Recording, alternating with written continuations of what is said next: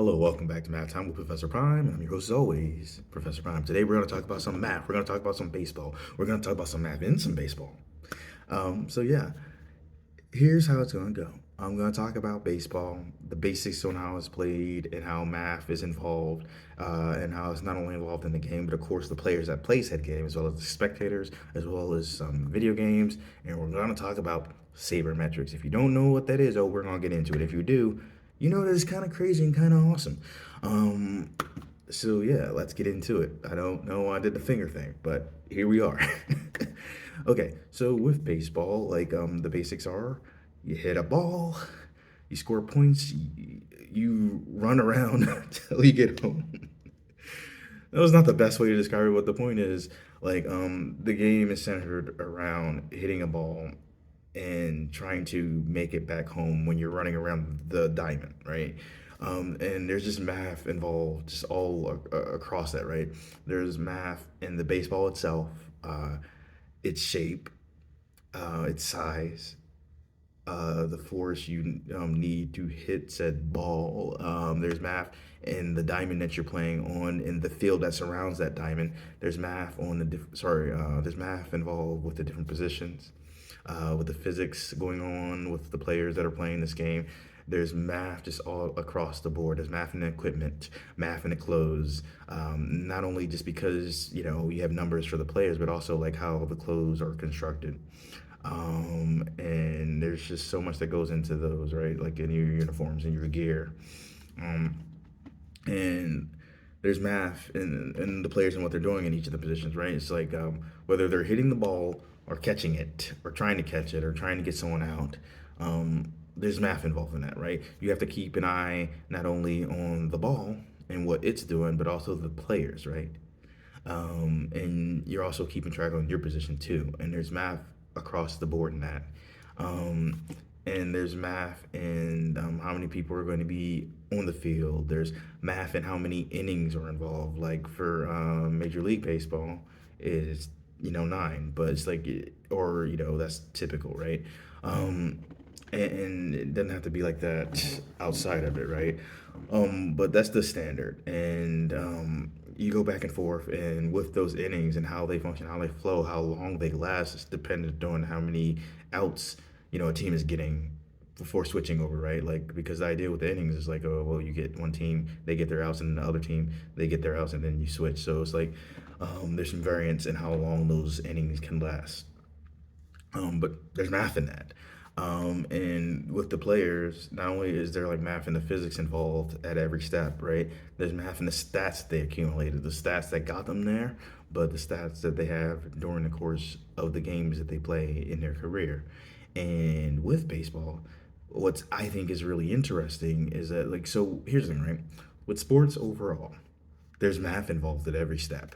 And with baseball in particular, people are super aware of that to the point where you have like the Society of American Baseball Research, aka Saber, and they are dedicated to running analysis on the different games that are played and the players, running all sorts of stats.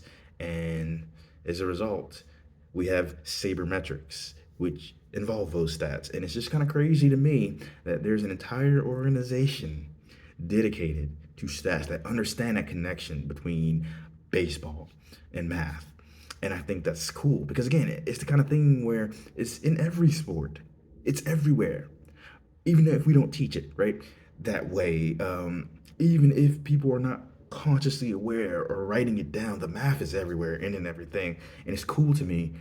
And in addition to it being crazy to me that we have an entire organization dedicated to baseball stats.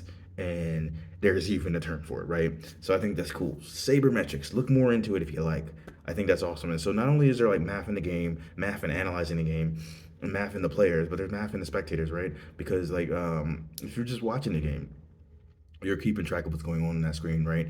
Or if you're live, you're keeping track on what the players are doing. You're keeping track on that ball, and that takes math. And not only that, but you might just be keeping track of the stats because maybe you want to keep track of your team, maybe you want to keep track of your favorite players. But either way, there's math in that. And furthermore, if you're dealing with some sort of fantasy league or you're gambling, things along those lines, you're using math across the board there too. And this extends to gaming, right? Like because with gaming, you not only have the idea of baseball being how it is in the real world, but you also have math in the gaming, sorry, in the construction of the game, in the gaming itself, right? Because see, here's the thing, right? Someone had to construct the world that you're playing in. There's math in how it's coded, math in the different dimensions at play, math in constructing that world, and the physics that goes with that world, and having that emulate real life if you're dealing with that sort of game. Because right, not all baseball games deal with real world baseball, right? But my point is though, like it could, and either way you cut it, there's stats involved with the players. There's math also involved in you because not only are you reviewing the stats of the players and the different rosters that you're playing through, but you're in that world navigating it, impacting your victories or losses or whatever the case may be. You're making some judgment calls. You're using some math along the way, and I think that's cool. Um, and so yeah, there's a lot of math in baseball, and I think it's cool that it's to the point where there's an organization dedicated to talking about the statistics of professional Major League Baseballers. Again, that's utterly insane to me. And if you've ever played baseball, like whether you realize it or not, you're doing math in action, and that's pretty cool. And I was trying to think if there's anything else. Just like a fun tidbit, I guess. Like, so for a while in Dragon Ball, like, yeah, I know it's weird if you don't know anything about Dragon Ball, why I'm bringing up Dragon Ball, but Yamcha had a career as a baseball player briefly in Dragon Ball, in the Dragon Ball Z section of the story, and they brought that back in Dragon Ball Super, and I think that's really cool because here's the thing: not only is that a fun fact about Dragon Ball, but like whether we're talking about the manga panels or we're talking about the anime, like there's math in illustrating baseball, right? There's math in getting that sensation of motion across. There's math in on the panels if you're dealing with the manga. There's math in the animation if you're dealing with the animation, and that's cool. And I wanted to bring it up because while I was trying to wrap it up, I'm like, oh yeah, Yamcha did do that. And speaking of Yamcha, poor Yamcha, he became a living meme. But what are you gonna do? So yeah, I hope you enjoyed this video. Feel free to talk baseball with me. And if you're cheering for your favorite teams, be nice to each other if you're commenting in the comments against or for each other. I don't know. I'm saying words now. I'm gonna wrap it up. I'll see you in the next one.